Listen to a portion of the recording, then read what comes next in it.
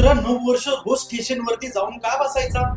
हे ऐकून तुमचे डोळे पाणावतील. तुम्हाला वाटतं माणसापेक्षा प्राणी कमी प्रेम करतात? मग याची ही गोष्ट ऐका. जपान मधली खरी कहाणी.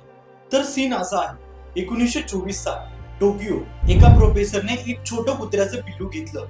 नाव ठेवलं हचिको.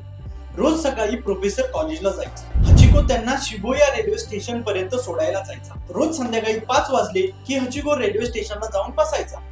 प्रोफेसर ट्रेन मधून बाहेर पडले की त्याला खूप आनंद व्हायचा. तो त्याची शेपूट हलवायचा, उड्या मारायचा. हे त्याचं डेलीचे रुटीन होतं. पण 1925 मध्ये एक दिवस प्रोफेसर कॉलेजमध्ये असताना हार्ट अटॅकने गेला आणि परत कधीच आले. आता विचार कर भावा, त्या कुत्र्याला कुणी सांगितले नाही, पण तरी तो रोज संध्याकाळी 5 वाजता शिबुया स्टेशन वरती जायचा. वेट करायचा. ट्रेन यायची, लोक बाहेर पडायचे, पण त्याचा मालक नाही. आणि असंच चाललं 9 वर्ष भावा. रोज रोज पाऊस, वादळ, थंडी, कुठलाही दिवस मिस केला नाही. लोकांनी त्याला खाणं द्यायला सुरुवात केली. त्याच्यावर आर्टिकल लिहिले. जपानमध्ये तो नॅशनल हिरो बनला. पण त्याला काहीच नको होतं. फक्त त्याला त्याचा मालक हवा होता. 1935 मध्ये हचिको गेला.